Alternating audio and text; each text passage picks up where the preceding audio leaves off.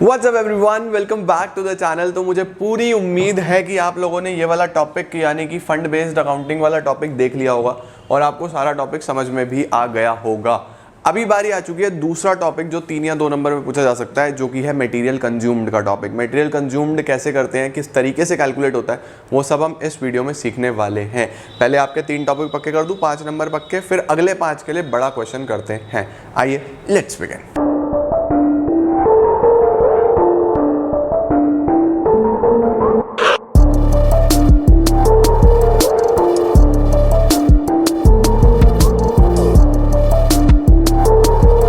Topic में चलता क्या है, टॉपिक में आपसे पूछता क्या है। देखो ये समझो, कुछ ऐसी चीजें होंगी जिनका आपको ओपनिंग और क्लोजिंग स्टॉक दिया हुआ होगा, ठीक है, और साथ साथ उनका परचेजेस भी दिया हुआ होगा, राइट। जैसा मैंने बोला कि फॉर एग्जांपल ये टी शर्ट्स की बात कर लेता हूं मैं। मेरे पास साल के शुरू में जो ओपनिंग स्टॉक है टी शर्ट्स का वो है 10,000, ठीक है। मैंने साल के बीच में 2,000 टी शर्ट्स और खरीद ली, प्लस परचेजेस और खरीद ली तो प्लस हो जाता है, ये हो गई 2,000। तो मेरे पास टोटल कितना स्टॉक होना चाहिए?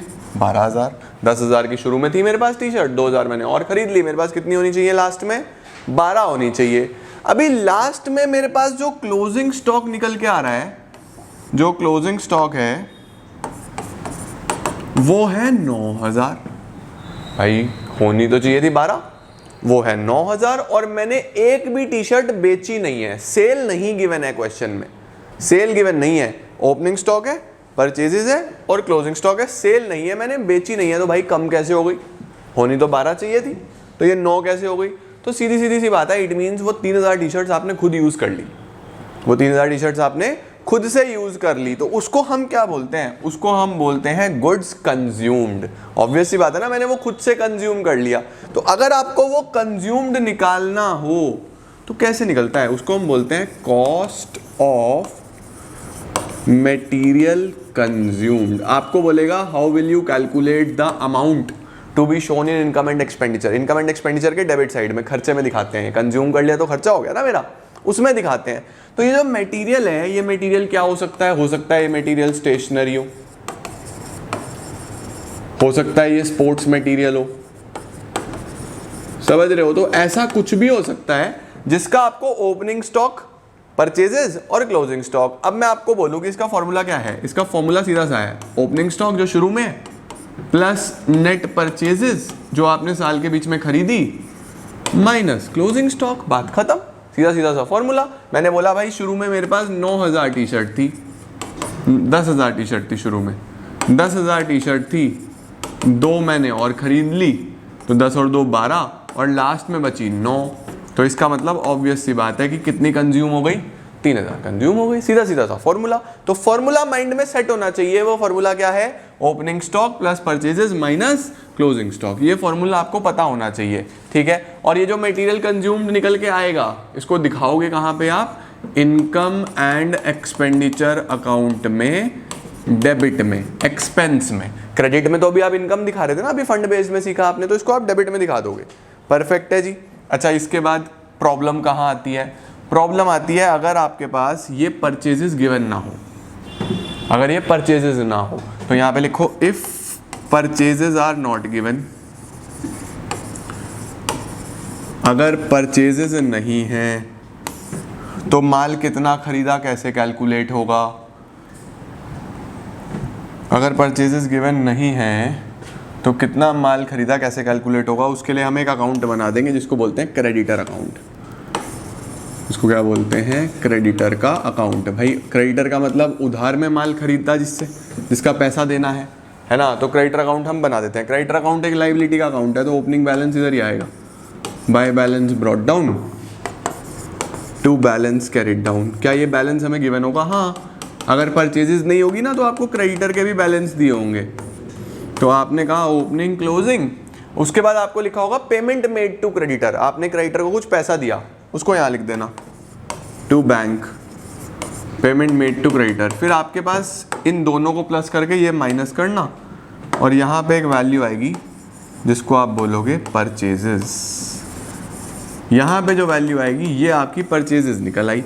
बस opening stock closing stock given है, ये परचेज निकाल लिया, तो opening stock plus purchase minus closing stock, value आ गया आपका, खत्म। छोटा सा टॉपिक है, फॉर्मूला याद होना चाहिए, opening stock plus purchases minus closing stock. Purchase अगर गिवन है तो सीधा सीधा फॉर्मूला लगा दो, गिवन नहीं है तो परचेज ऐसे निकाल लो, ठीक है। इसको नोट डाउन कर लो, स्क्रीनशॉट लेना है स्क्रीनशॉट ले लो, और अब हम सवाल करते हैं फिर जल्दी से, सवालों की तरफ चलते हैं। आ जाओ जी, सवाल कौन सा है, किस तरीके से होता है, देखो बहुत क्लियरली मेंशन्ड है, on the basis of the information given below, ऐसे लिखा होगा, इंफॉर्मेशन जो दी हुई है, calculate amount of stationery to be debited to income and expenditure, कितना डेबिट होगा इनकम एक्सपेंडिचर में स्टेशनरी इस क्लब का। अब क्या क्या गिवन है, स्टॉक ऑफ स्टेशनरी, स्टेशनरी का स्टॉक दिया हुआ है 17 का 18 का, पिछला वाला ओपनिंग बाद वाला क्लोजिंग, उसके बाद क्रेडिटर का बैलेंस दिया हुआ है ओपनिंग क्लोजिंग, और इसने बाद में हमें दे दिया स्टेशनरी परचेज्ड। हमें साफ साफ बहुत क्लियरली मेंशन्ड है कि हमें परचेजेस गिवन हैं। अगर हमें परचेजेस गिवन है बेटा जी तो इसका तो कोई काम ही नहीं है। जब हमें गुड्स कंज्यूम्ड निकालने हैं और परचेजेस हमें पता है, ओपनिंग स्टॉक भी पता है, क्लोजिंग स्टॉक भी पता है, तो ये सिर्फ वैसे ही आपको कंफ्यूज करने के लिए दिया है, कंफ्यूज नहीं होना। सीधा सीधा मैं लिखूंगा cost of stationery consumed is equal to opening stock plus purchases minus closing stock। opening stock है मेरे पास 21,000 प्लस परचेजेस हैं हमारे पास 75,000 माइनस क्लोजिंग स्टॉक है हमारे पास 18,000, तो 21 plus 75 minus 18, 21 plus 75 minus 18, 78,000 rupees का स्टेशनरी कंज्यूम्ड आ जाएगा। आप एक छोटा सा इनकम एक्सपेंडिचर बनाओगे ऐसे, और यहाँ पे एक्सपेंडिचर साइड में लिख दोगे टू स्टेशनरी कंज्यूम्ड 78,000, बात खत्म। 78,000 रुपीज़ स्टेशनरी कंज्यूम्ड लिख के आपका पहला सवाल खत्म। सीधा सीधा सा सवाल है, opening stock plus purchases minus closing stock और एक क्वेश्चन कर लो। ये तो आसान था, हो गया आसानी से, स्क्रीनशॉट ले लो इसका फटाफट से। अब मैं चलता हूँ अगले सवाल की ओर। अब देखो क्या है इससे अगले सवाल में, अब आप यहाँ पे देखो इस सवाल में क्या डिफरेंट है।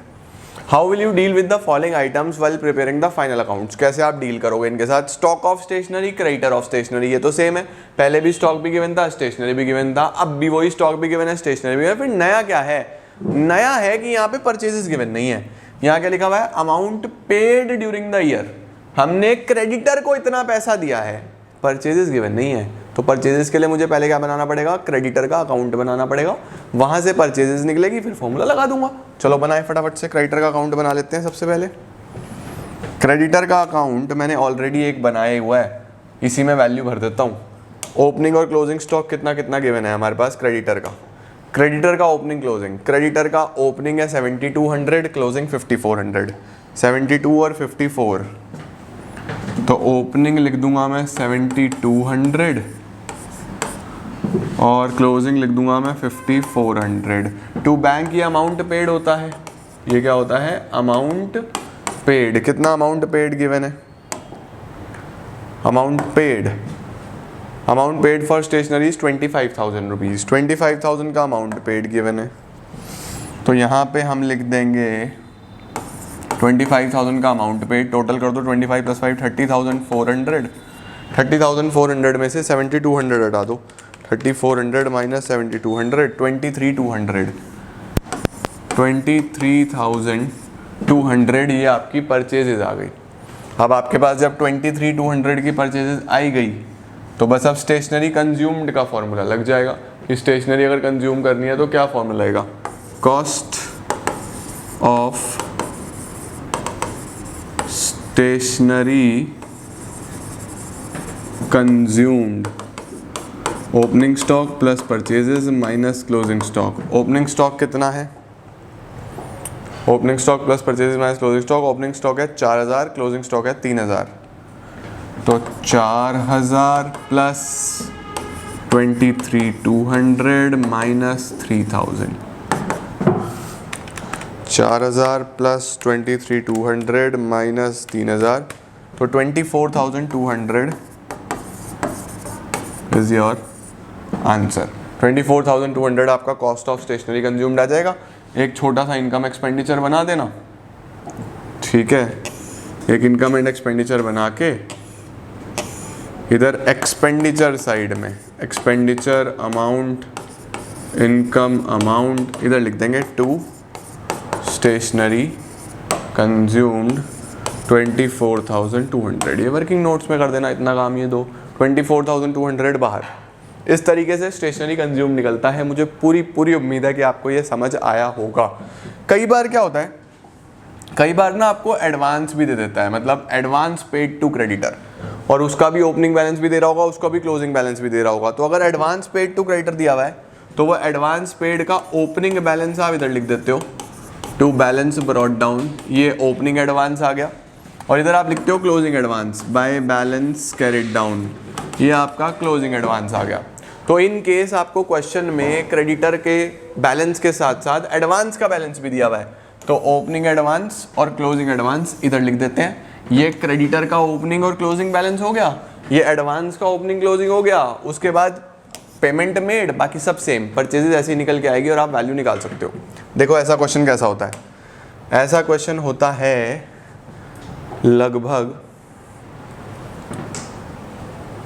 ये हमारा हो गया है, ये भी हमारा हो गया है, लगभग इस प्रकार का। इसको देखो क्या दिया हुआ है, from the following information of a not for profit organisation show the sports material items in the income and expenditure account for the year ending 31 March 2021 and the balance sheet as at 31 March 2020 and 21। क्या क्या दिया है जी, stock of sports material, opening और closing दिया है sports material का, creditor का भी ओपनिंग क्लोजिंग दिया है, उसके साथ एडवांस का भी ओपनिंग क्लोजिंग दिया है। मतलब यहाँ पे नया है ये एडवांस का बैलेंस।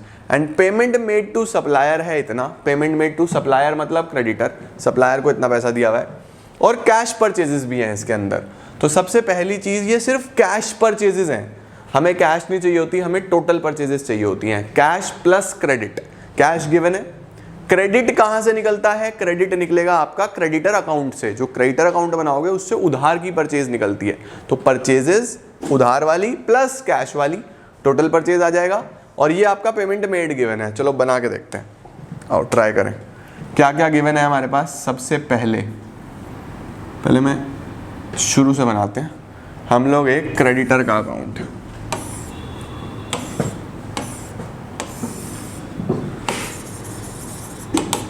क्रेडिटर के अकाउंट में इधर opening balance by balance brought down, इधर closing balance to balance carried down, ये क्रेडिटर का ओपनिंग क्लोजिंग है। इधर एडवांस का to balance brought down, opening advance, और इधर closing by balance carried down, ये है क्लोजिंग एडवांस। ठीक है जी। फिर यहाँ पे टू बैंक, ये आ जाएगा अमाउंट पेड। ये 5 चीज़ें आपको पता होंगी हमेशा। एडवांस अगर नहीं है तो 0 मान लेना, जैसा आप करते आ रहे हो। तो देखो अब क्रेडिटर का जो ओपनिंग क्लोजिंग है 7800, 9200, और एडवांस का 15,000, 25,000, पेमेंट मेड 120, इसको फिल कर देते हैं हम लोग। 78, 92, क्रेडिटर का 7800, 9200, और एडवांस का बैलेंस, एडवांस का था 15,000, 25,000, पेमेंट मेड 120, 15,000, 25,000, पेमेंट मेड 120। तो आपके पास यहाँ पे ये परचेजेस निकल के आएंगी बैलेंस में। 120 प्लस 15, 135, 135, 120 प्लस 15 प्लस 9200, 144,200। इसमें से ये दोनों हटा दो, -25,000 -7,800, तो 1,11,400 ये आ गया आपके पास। ठीक है, ये आपकी परचेजेस निकल आई। नया क्या था, बस ये एडवांस के बैलेंस मैंने यहाँ पे लिखे, बाकी तो सेम है बिल्कुल, और तो कुछ नया है नहीं इसके अंदर। अभी क्या करना है, वही कॉस्ट ऑफ मटेरियल कंज्यूम्ड का फॉर्मूला, कॉस्ट ऑफ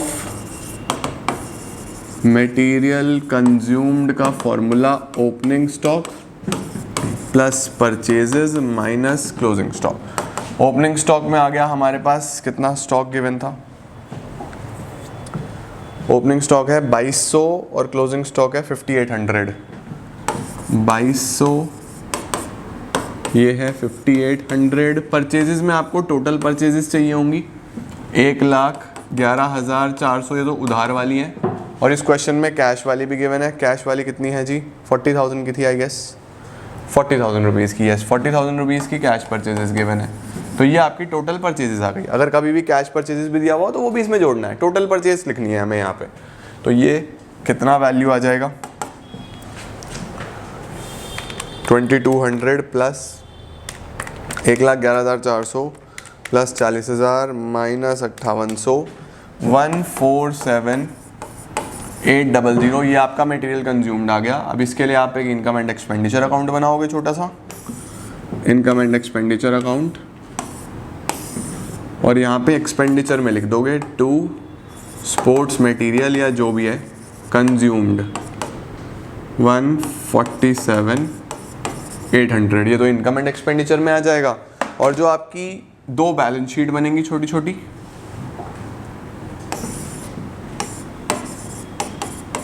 एक बैलेंस शीट ओपनिंग की होगी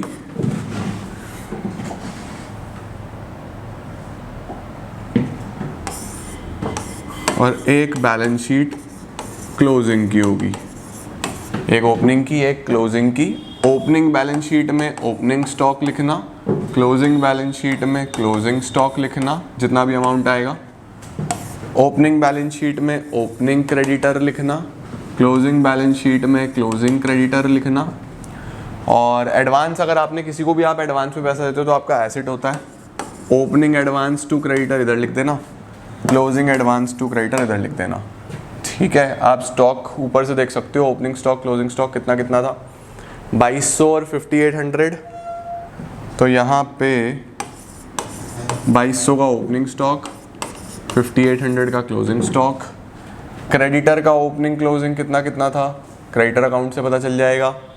क्रेडिटर का ओपनिंग था 7800 और 9200, 7800 और 9200।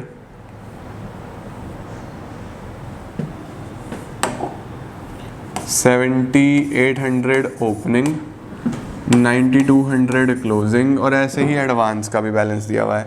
एडवांस का बैलेंस कितना था हमें? एडवांस था 15,000, 25,000, 15,000,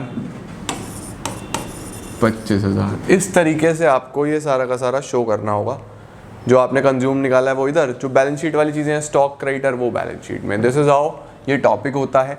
और इसका क्वेश्चन आएगा तो मुझे पूरी उम्मीद है आपके मार्क्स इसमें नहीं कटेंगे। बस बड़े ध्यान से इसके एक बार क्वेश्चंस देख लो। जो भी किताब आप फॉलो कर रहे हो उसी किताब में से आप ये क्वेश्चंस देख लो और ये टॉपिक आपका कंप्लीट हो जाएगा।